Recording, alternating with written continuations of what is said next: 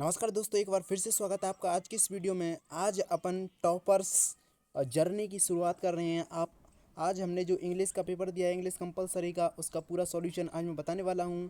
एक एक क्वेश्चन को बताने वाला हूं। तो चलिए बिना देरी के इस वीडियो को शुरू करते हैं। जल्दी से आप इस वीडियो को सभी दोस्तों सभी के पास शेयर कर दो और अपने अपने एक एक आंसर देख लो कि आपने कौन सा सही किया है, कौन सा गलत किया है।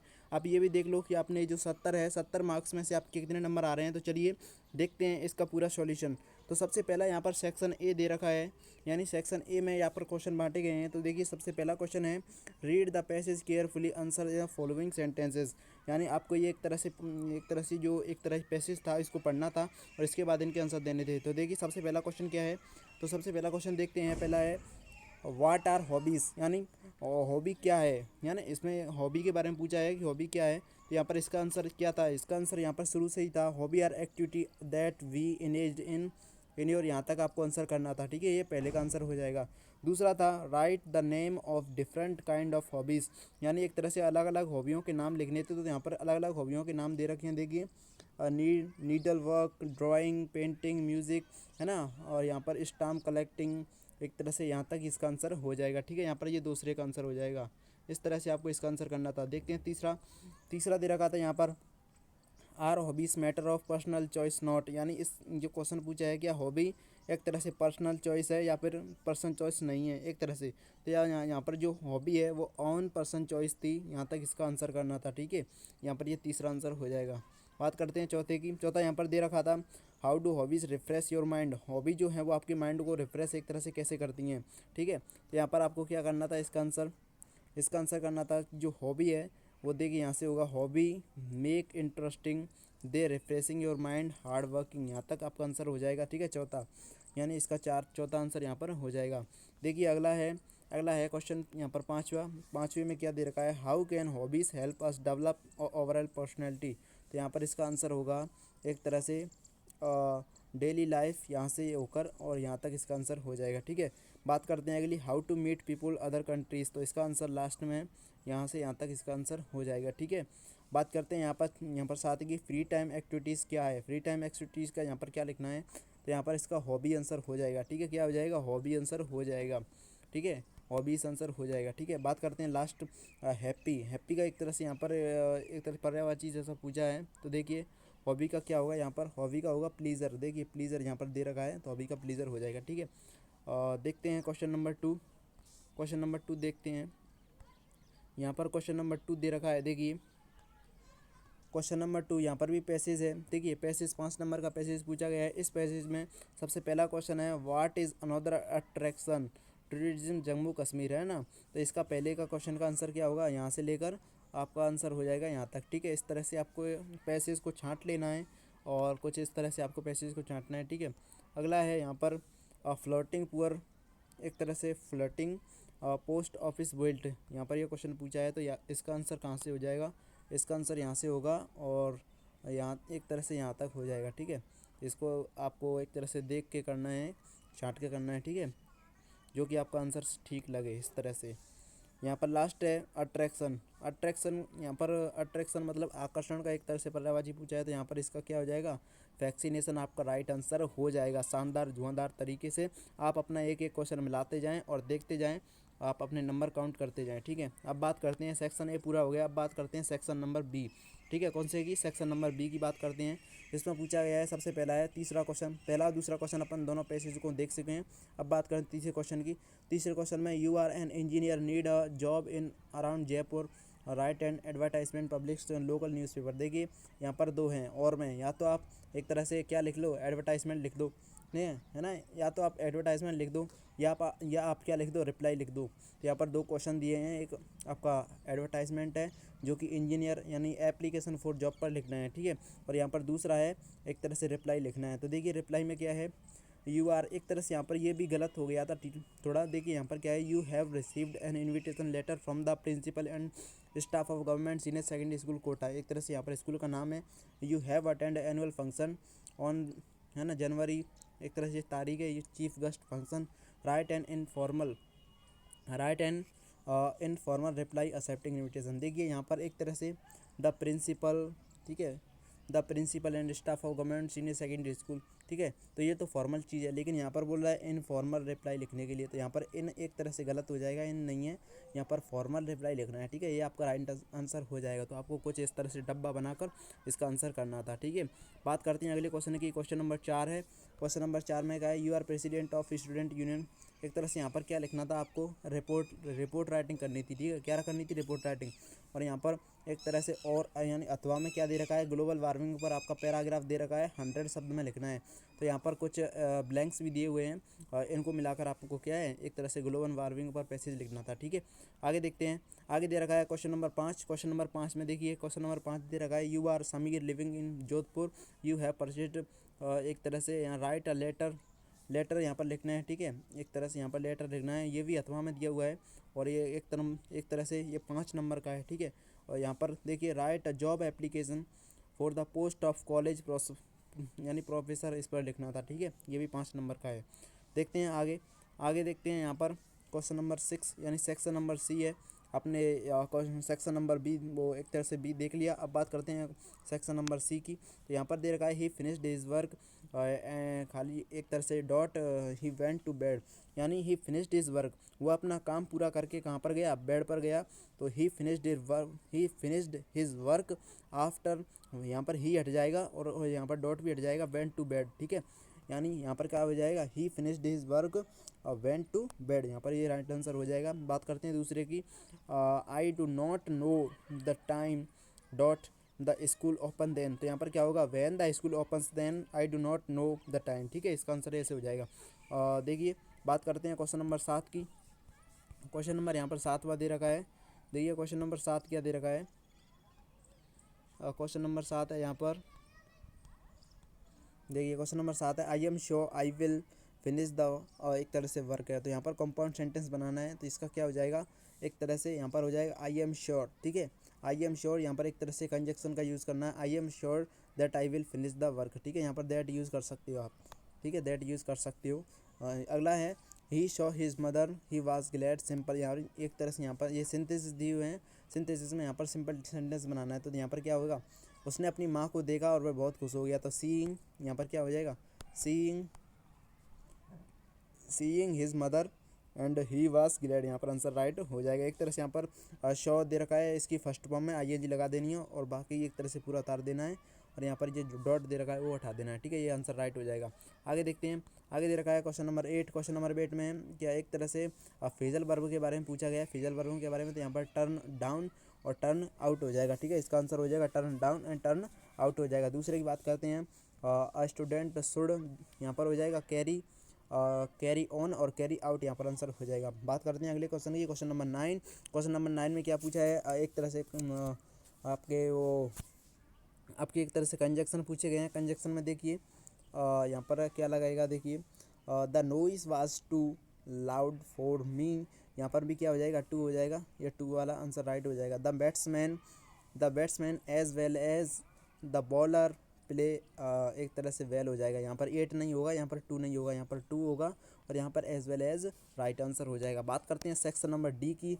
सेक्शन नंबर डी की बात करते हैं। देखिए सेक्शन नंबर डी में क्या दे रखा है, सेक्शन नंबर डी में एक बार फिर से पैसेज पूछा है। ठीक है, पैसेज एक तरह से पूछा है, ये किताब से लिया गया है, आपकी किताब से। तो ये कौन सा है, एक तरह से इंडिगो वाले जो चैप्टर है, इंडिगो वाला जो चैप्टर है उससे ये पूछा गया है। ठीक है, तो देखिए यहाँ पर क्या दे रखा है, सबसे पहला क्वेश्चन देखते हैं। सबसे पहला क्वेश्चन देखा, राजकुमार शुक्ला आवाज़, यानी राजकुमार शुक्ला कौन थे, राजकुमार शुक्ला कौन थे, इसको आपको पता होगा, एक तरह से वो बटाईदार थे, शेयर क्रॉपर थे। यहाँ पर आंसर नंबर राइट ए हो जाएगा। ठीक है, बात करते हैं अगले क्वेश्चन की ओर। अगला क्वेश्चन दे रखा है क्वेश्चन नंबर 2। क्वेश्चन नंबर 2 में पूछा गया है, राजकुमार शुक्ला वाज, राजकुमार शुक्ला यहाँ पर के थे, यानी एक तरह से क्या था, वो एक तरह से अशिक्षित था और कैसा था, गरीब था। तो यहाँ पर एक तरह से रिच जो था वो गलत था, यहाँ पर आंसर नंबर डी हो जाएगा। Both B and C answer right हो जाएगा डी। और यदि आप सी करके आए हो इलिटरेट, तो वो भी आपका सही है। ठीक है, और पुअर करके आए हो वो भी आपका सही है। तो एक तरह से इलिटरेट आपका ज़्यादा सही होगा, पुअर आपका एक तरह से गलत होने की संभावना है। तो आपका इलिटरेट यहाँ पर राइट आंसर होगा। लेकिन राइट आंसर अगर देखा जाए तो बहुत बी एंड सी यहाँ पर आंसर राइट हो जाएगा। ठीक है, बात करते हैं अगले क्वेश्चन की। अगला क्वेश्चन देखते हैं, question number 3। Where did Gandhi meet Rajkumar Shukla, जो गांधी थे, गांधी जी से जो राजकुमार शुक्ला है वो कहाँ पर मिले थे, तो वो मिले थे सेवाग्राम जो आश्रम था। ठीक है, और वहाँ पर ये मिले हुए थे, ठीक है। और क्वेश्चन नंबर आपका 4वां देखते हैं, जो 4 क्वेश्चन है। Where did Rajkumar Shukla a complaint Gandhi, ठीक है। Where did Rajkumar Shukla a complaint Gandhi, तो यहाँ पर इसका राइट आंसर क्या है, यहाँ पर देखिए लास्ट वाली लाइन दे रखी है, यहाँ पर इसका राइट आंसर क्या हो जाएगा, यहाँ पर हो जाएगा ऑप्शन नंबर डी, एवरीवेयर, जो भी यहाँ पर भी दे रखा है, ठीक है। बात करते हैं अगले क्वेश्चन की। अगला क्वेश्चन दे रखा है क्वेश्चन नंबर 5। क्वेश्चन नंबर 5 में दे रखा है the world pheasant in the passage mean, यानी पीसेंट का मतलब होता है किसान। क्या मतलब होता है, किसान। पीसेंट का मतलब होता है किसान, तो किसान का एक तरह से यहाँ पर पर्यायवाची पूछा है, तो किसान का पर्यायवाची क्या होगा, एक तरह से फार्मर। ऑप्शन नंबर बी यहाँ पर राइट आंसर हो जाएगा, ठीक है। बात करते हैं अगले क्वेश्चन की। और अगला क्वेश्चन दे रखा है, अब यहाँ से आपकी जो एक तरह से जो किताब के क्वेश्चन है वो क्वेश्चन आए हुए हैं, अपनी जो बुक है उसमें से क्वेश्चन आया है। क्वेश्चन नंबर 11 है, what is Saheb looking for the garbage dumps. एक तरह से जो साहेब था, है ना, साहेब जो लड़का था, वह जो कचरे के जो डिब्बे थे उनमें एक तरह से क्या देखता था, तो वो कचरा देखता था, और वह कचरा उसके लिए क्या था, गोल्ड था, एक तरह से गोल्ड का काम करता था। और उसके माता पिता के लिए वो क्या था, और उसके माता पिता के लिए वो आजीविका थी, ठीक है, उनका गुजारा था। और देखिए आगे, where is he and where he came from, यानी वो कहाँ से आप आए थे, वो कहाँ से आए थे, ढाका से आए थे। कहाँ से आए थे, और ढाका से आए थे। और ढाका जो कहाँ पर है, आपका बांग्लादेश में पड़ता है, ठीक है। कहाँ पर आए थे, दिल्ली में आए थे, सीमापुरी में, ठीक है। ये आपको याद रखना है अगर आपको इस तरह से आंसर राइटिंग करनी थी। आगे देखते हैं, इसके अथवा में पूछा गया है, ठीक है, क्या है, what are the series of emotion and fears Douglas experience when he thrown the into pool, यानी जब डगलस थे, यानी विलियम डगलस था, जो चैप्टर है डीप वाटर, उससे पूछा गया है। तो विलियम डगलस से जो पानी में डूब रहे थे, पूल में डूब रहे थे, है ना, स्विमिंग पूल में डूब रहे थे, तो उन्होंने कौन कौन सी जो भावना है वो महसूस करी, कौन कौन सा डर महसूस किया, तो इसके बारे में पूछा गया है।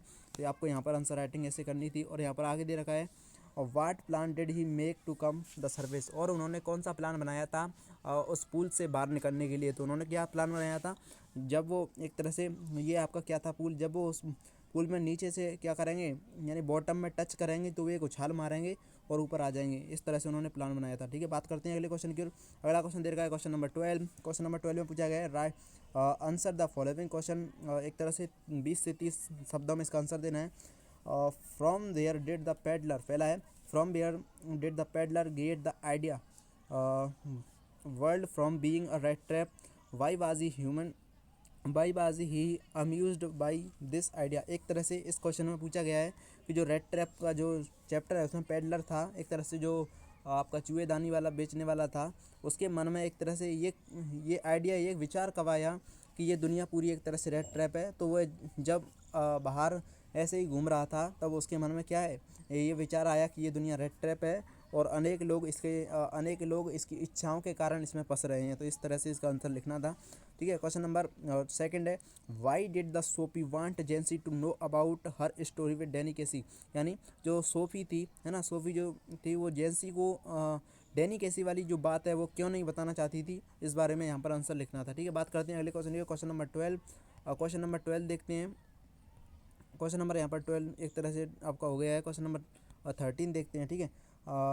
एक्सप्लेन एनी, एक तरह से यहाँ पर क्या पूछी गई है, व्याख्या पूछी गई है आपकी, है ना, जो आपका रेफरेंस कॉन्टेक्स्ट और एक्सप्लेनेशन वाला होता है वो पूछा गया है। देखिए यहाँ पर जो पहला स्टेंजा दे रखा है, ये कौन सी पोइम से पूछा गया है, माई मदर एट 66 से पूछा गया है। माई मदर एट 66 से पूछा गया है, जो आपकी पहला पोइट्री, यानी पहला पोइट्री वाला चैप्टर है, एक तरह से पहली पोइम दे रखी है, ठीक है। ये आपकी वो पोइम से पूछी गई है, तो यहाँ पर आपको रेफरेंस लिखना था, ठीक है। रेफरेंस लिखना था कि ये माई मदर एट 66 वाली कविता से ली गई है, और इसकी लेखिका आपकी कमला दास हैं। और यहाँ पर कॉन्टेक्स्ट लिखना था कि इस कविता में उन्होंने अपनी माँ की दयनीय दशा, यानी मिजरेबल फिजिकल कंडीशन के बारे में बताया है, और एक्सप्लेनेशन करनी थी, ठीक है। और आपको इसमें 5 एक तरह से मेन पॉइंट भी लिखने थे, तो आपको अच्छे से लिखने थे, ठीक है। यहाँ पर दूसरी पोइम दे रखी है, therefore every one narrow riding, एक तरह से, तो ये आपको ये भी पोइम करनी थी। तो ये पोइम कौन सी से पूछी गई है, ये पूछी गई है एक तरह से आपकी अ थिंक ऑफ ब्यूटी वाली जो पोइट है उससे पूछी गई है, और थिंक ऑफ ब्यूटी से पूछी गई है, ठीक है। और आपको देख लेनी है। अगली है क्वेश्चन नंबर 14। क्वेश्चन नंबर यहाँ पर लास्ट में एक तरह से 14 दे रखा है, और right a central idea of poem of the keeping quiet, जो कीपिंग क्वाइट पोइट है उसका क्या लिखना था, एक तरह से सेंट्रल आइडिया लिखना था कि यह कहानी, ये कविता किसने लिखी है और इसमें क्या बताया गया है, ठीक है। एक तरह से सेंट्रल आइडिया लिखना था। बात करते हैं इसमें जो एक तरह से अथवा में दे रखा है, क्या दे रखा है, do you sympathise with aunt Jennifer, है ना, आंट जेनिफर वाली कविता से क्वेश्चन पूछा गया। क्वेश्चन नंबर 15 देखते हैं, आंसर आंसर व द फॉलोइंग क्वेश्चन। एक तरह से ये आपका रोड साइड स्टैंड वाला क्वेश्चन है उससे पूछा गया है, एक्सरे चैप्टर है। और यहाँ पर ये क्वेश्चन नंबर 2 दे रखा है, why has the moon been compare to late winters moon. एक तरह से जो पहली कविता है माई मदर एट 66 उससे पूछा गया है कि जो लेखिका है उसने अपनी माँ की जो एक तरह से तुलना है वो चंद्रमा यानी सर्दी की जो चंद्रमा है उससे क्यों की है, क्योंकि उसका मुंह कैसा दिख रहा था, बिल्कुल एक तरह से पीला दिख रहा था। हर फेस वाज पेल, उसका मुंह पीला दिख रहा था और बहुत ही ज़्यादा कैसा दिख रहा था, भद्दा दिख रहा था, ठीक है। इसलिए उन्होंने एक तरह से लेट विंटर मून से तुलना की है, ठीक है। यहाँ पर डेयरी का क्वेश्चन नंबर 6 है, उसमें डेयरी का जो डेयरी था उसका एक तरह से क्या करना है, यहाँ पर क्या करना है, उसका एक तरह से स्केच लिखना है, ठीक है। डेयरी ऑन द फेसेट जो चैप्टर है उसमें से। द मॉडर्न लाइफ, ये बोल रहा है द थर्ड लेबर में से पूछा गया है, the modern world is full insecurity, fear, wars, worry, stress, what are the way in which attempt to overcome them. यानी एक तरह से इनसिक्योरिटी है, सुरक्षा है, फियर है, वॉर है, वरी है, चिंता है, स्ट्रेस है, इससे बाहर निकलने के लिए अपन कौन कौन सा एक तरह से रास्ता अपनाते हैं। तो अपन एंटरटेनमेंट करते हैं, है ना, अनेक मूवी देखते हैं, और क्या है, स्टाम्प कलेक्ट करते हैं, जो कि थर्ड लेवल में एक तरह से कौन करता था, चार्ली करता था। इस बारे में आपको लिखना है। क्वेश्चन नंबर 17 दे रखा है, क्वेश्चन नंबर 17 में क्या क्या दे रखा है, देखिए क्वेश्चन नंबर 17 दे रखा है, what would the Maharaja do to find required number of tiger scale. वहाँ कितने एक तरह से टाइगर मारने चाहते थे, वो 100 टाइगर मारने चाहते थे, जिसकी एक तरह से किसने भविष्यवाणी की थी, एक भविष्यवक्ता ने भविष्यवाणी की थी। जब से हुआ है उन्होंने क्या है 100 जो टाइगर है उनको मारने का निश्चय किया था, ठीक है। क्वेश्चन नंबर एक तरह से सेकंड दे रखा है, how do geological phenomena help us to know about the history of human kind. एक तरह से ये आपका journey to land of earth वाला जो चैप्टर है उससे पूछा गया है, इसका भी आंसर आपको लिखना था, ठीक है। बात करते हैं एक तरह से क्वेश्चन नंबर 18 की। क्वेश्चन नंबर 18 बिल्कुल सिंपल था, देखिए, चूज़ द करेक्ट अल्टरनेटिव, यानी एक तरह से इसमें से विकल्प चुनने थे जो आपका सही है। सबसे पहला देखते हैं, डॉक्टर सदावाज, ये जो क्वेश्चन है इसमें जो द एनिमी चैप्टर उससे पूछा गया है। तो डॉक्टर सदाव कौन थे? डॉक्टर सदाव ना तो एक प्रिजन थे, ना एक कैदी थे, ना एक तरह से इंजीनियर थे, ना एक पेशेंट थे। वो कौन थे? वो एक डॉक्टर थे। तो यहाँ पर option number A right answer हो जाएगा। बात करते हैं अगले क्वेश्चन की। अगला क्वेश्चन दे रखा है यहाँ पर, अगला क्वेश्चन यहाँ पर दे रखा है question number 2, what did Hana take out from the cupboard. तो यहाँ पर answer number A right answer हो जाएगा। Question number 3, who told Bhama about untouchability, यानी जो भामा थी उसको किसने छुआछूत के बारे में बताया था, जो छुआछूत के बारे में बताया था उसके भैया ने। तो ऑप्शन नंबर यहाँ पर डी आंसर राइट हो जाएगा। बात करते हैं अगले क्वेश्चन की। अगला क्वेश्चन दे रखा है यहाँ पर दे रखा है question number 4, Zitkala Sa wanted to keep her hair. Zitkala Sa जो थी और उसके बाल ज़बरदस्ती से काटे जा रहे थे, तो वो अपने बाल कैसे रखना चाहती थी? तो अपने बाल वो बड़े रखना चाहती थी। ऑप्शन नंबर बी यहाँ पर राइट आंसर हो जाएगा। बात करते हैं क्वेश्चन नंबर 5 की, who is writer of story the tiger king. जो टाइगर किंग जो कहानी आपकी विस्तास जो सेकंड चैप्टर है, विस्तास जो बुक है, और वह किसने लिखी है? तो वो लिखी है कल्कि। ऑप्शन नंबर ए यहाँ पर राइट आंसर हो जाएगा। बात करते हैं क्वेश्चन नंबर 6 की, और which type of continent is Antarctica. Antarctica जो एक तरह से महाद्वीप है वो कैसा है? वो बहुत ज़्यादा कैसा है? ठंडा है। वहाँ पर बहुत ज़्यादा हवा चलती है और एक तरह से सूखा भी है, सूखे सूखे तूफान आते हैं। यहाँ पर answer number D right answer हो जाएगा, ठीक है। इस तरह से आपको जो पेपर है वो सॉल्व करना था। तो आज की वीडियो यहीं तक, पेपर पूरा सॉल्व हो चुका है। अगर वीडियो अच्छी लगी हो तो वीडियो को एक लाइक कर दें, चैनल को सब्सक्राइब कर दें। आगे जो आने वाले एक तरह से आपके जो पेपर हैं उनका भी सॉल्यूशन देखने के लिए मेरे चैनल को सब्सक्राइब करें। Thank you.